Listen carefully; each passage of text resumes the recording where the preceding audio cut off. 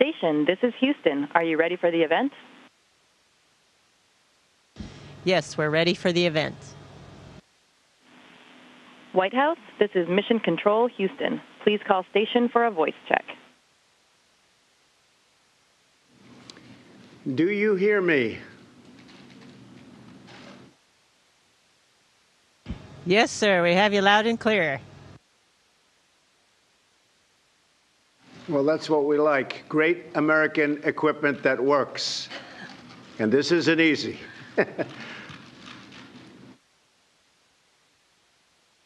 Yeah, we like that too. It's very exciting to be here today. Very, very exciting.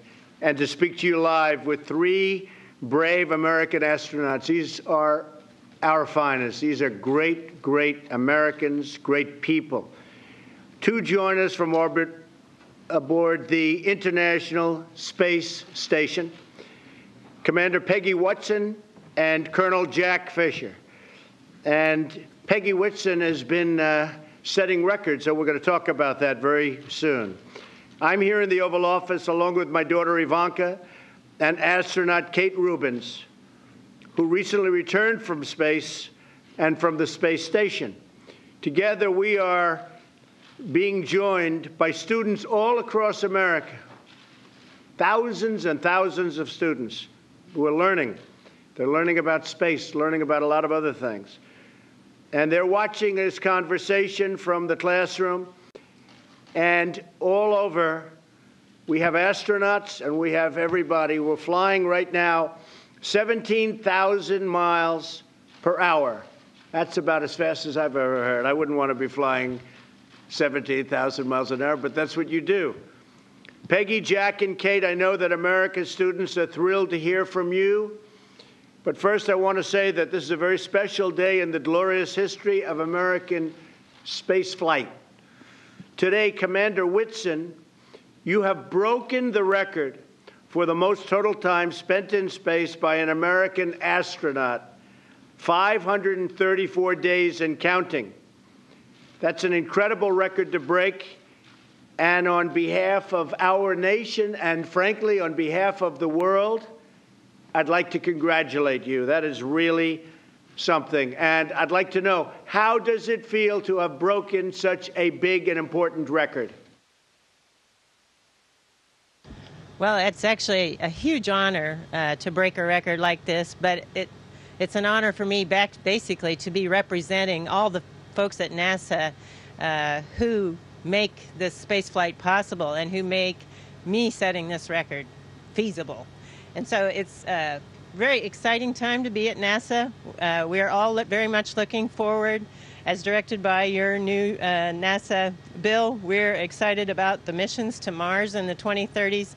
And so we're actually physically have hardware on the ground that's being built for the SLS rocket that's going to take us there. And of course, the hardware being built now is going to be for the test flights that will eventually get us there. But it's a very exciting time, and I'm so proud of the team. Great. And what are we learning from having you spending your time up there? I know so much research is done. I'm getting a glimpse of some of it right here in the Oval Office. What are we learning by being in space? Well, I think probably the International Space Station is providing a key bridge from us doing living on Earth to going somewhere into deep space. So on those Mars missions, we need to better understand how microgravity is really affecting our body, and we need to understand it in great detail. So many of the studies are looking at the human body. We're also looking at things that involve operations of a space vehicle on these long-duration missions, and the technological advancements that will be required. For instance, on a multi-year Mars mission, we're going to need to be able to close the life support system. And that means we, right now, for instance, are taking solar power that we collect and using it to break apart water into oxygen and hydrogen. The oxygen we breathe, of course, we use the hydrogen, combine it back with the CO2 that we take out of the air and make more water.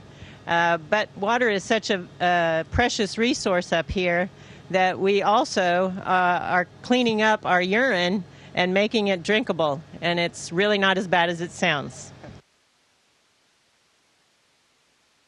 Well, that's good. I'm glad to hear that. Better you than me. I will say, Colonel Fisher, you just arrived. And how was your trip? Complicated, easy? How did it go? Oh, sir, it was awesome. It made even my beloved F-22 feel a little bit underpowered. It was, I launched in a Russian vehicle with my Russian friend, Fyodor Yurchikin, from Kazakhstan. Got the immediate perspective change as we got to orbit, and I saw that frail, thin blue line of life around the Earth.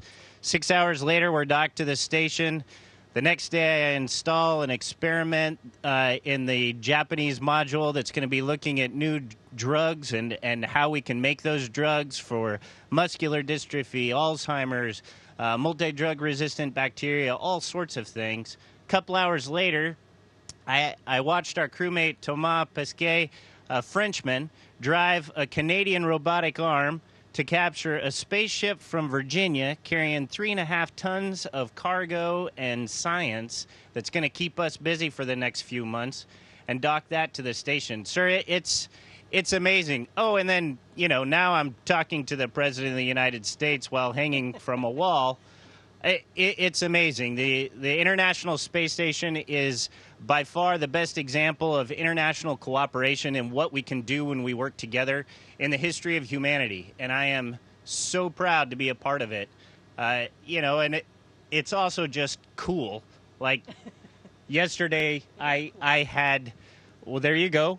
There's our resident space ninja doing the gravity demonstration. And yesterday morning, I had my coffee in floaty ball form, and, sir, it was delicious. So it's awesome.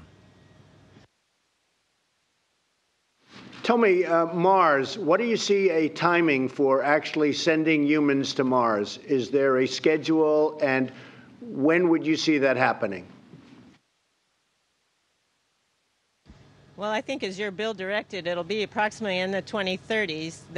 As I mentioned, we actually are building hardware to test the new heavy launch vehicle, and this vehicle will take us further than we've ever been away from this planet. So, unfortunately, spaceflight takes a lot of time and money, so getting there will require some international cooperation to get it to be a planet-wide approach in order to make it successful, just because it is a very expensive endeavor, but it is so worthwhile doing.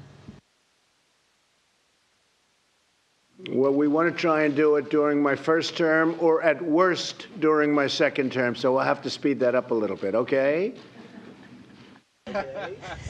We'll do our best. You will, and I have great respect for you folks. It's amazing what you do. And I just want to introduce another great one. Kate Rubins is with us today, and she has been so impressive in research and so many other things having to do with NASA. And Kate, I understand you're the first person to sequence DNA in space. Can you tell us about that? Yeah, so that was actually just this last summer, and it's a real example of what we can do with technology and innovation.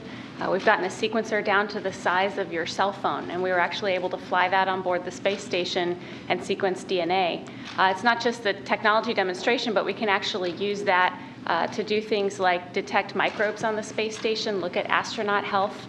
We can easily use that in Earth-based settings, too, to look for disease outbreaks and to do rural health care as well. That's fantastic.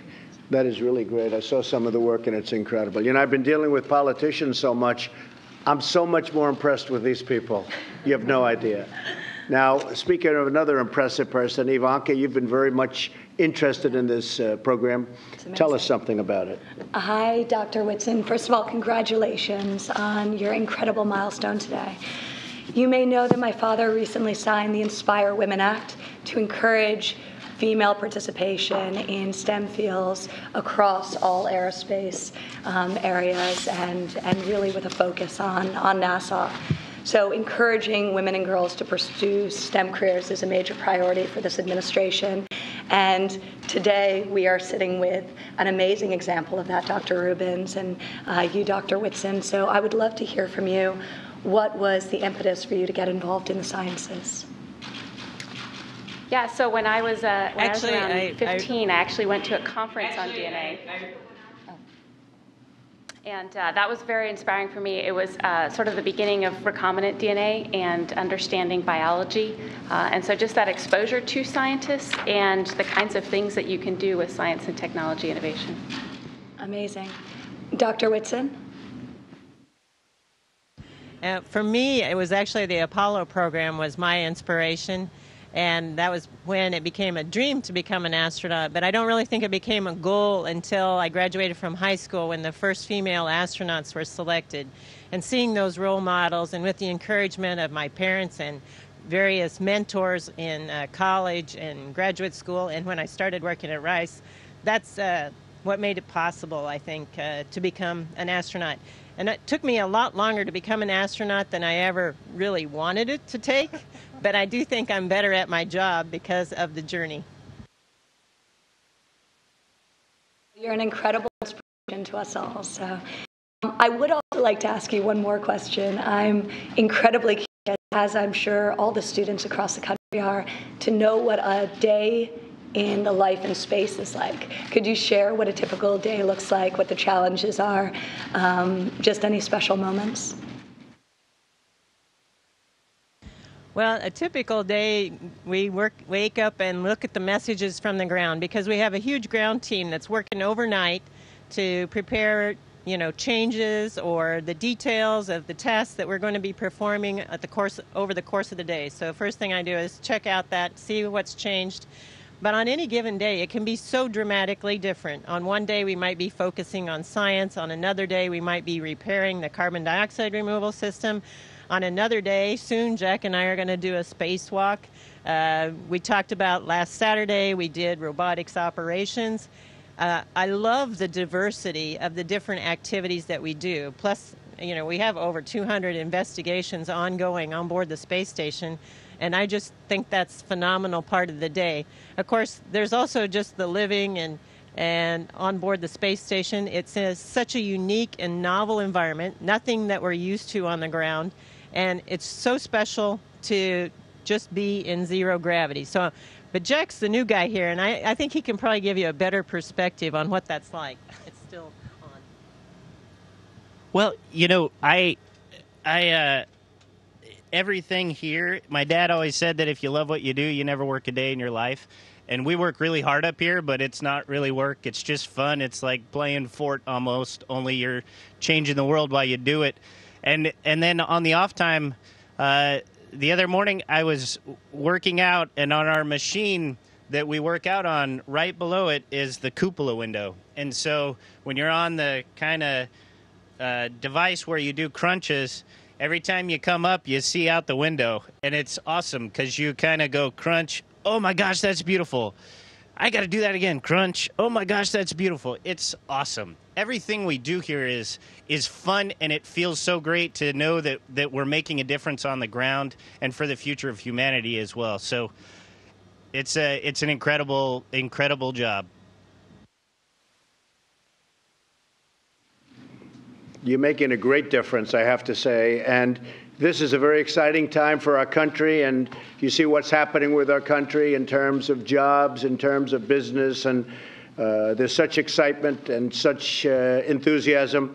Many American entrepreneurs are racing into space. I have many friends that are so excited about space, they want to get involved in space from the standpoint of entrepreneurship and business.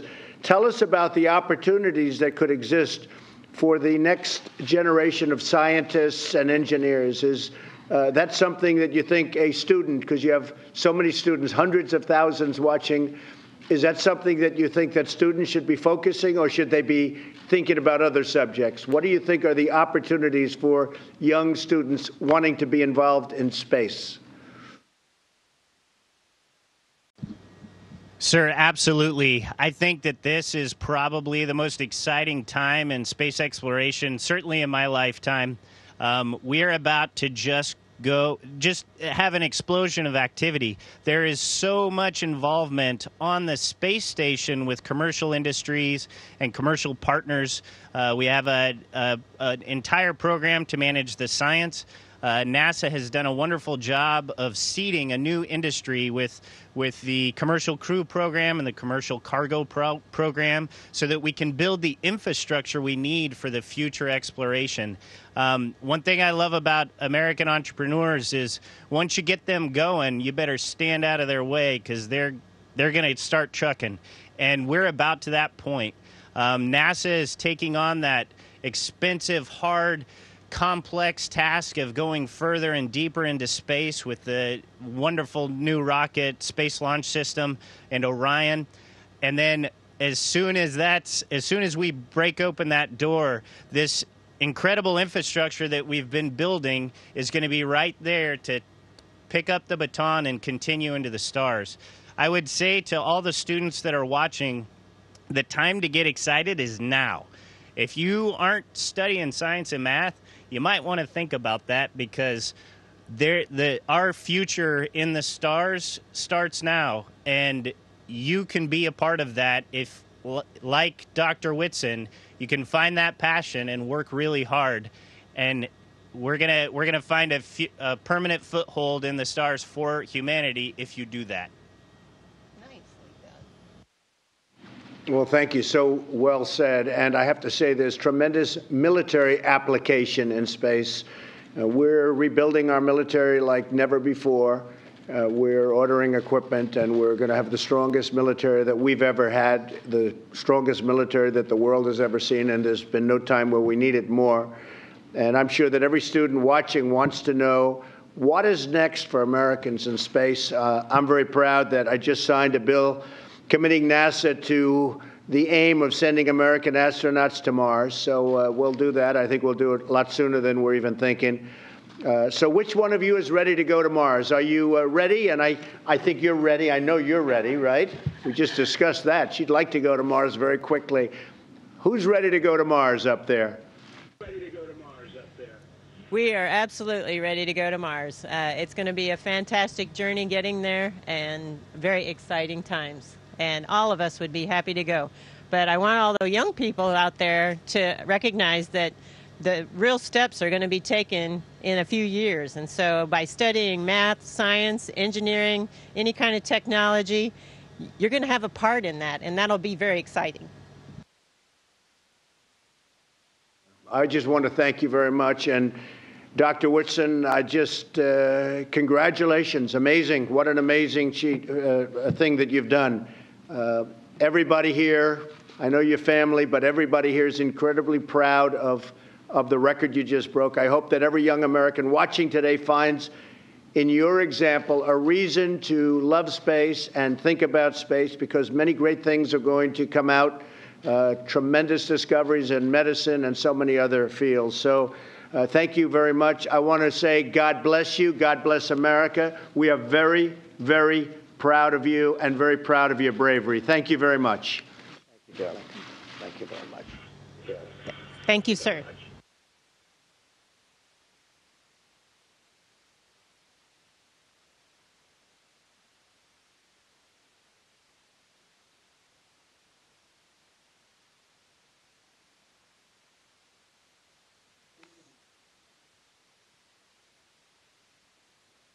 Station, this is Houston ACR. That concludes the event. Thank you. Thank you, Mr. President, and all participants at the White House. Station, please stand by. We are now resuming operational audio communications.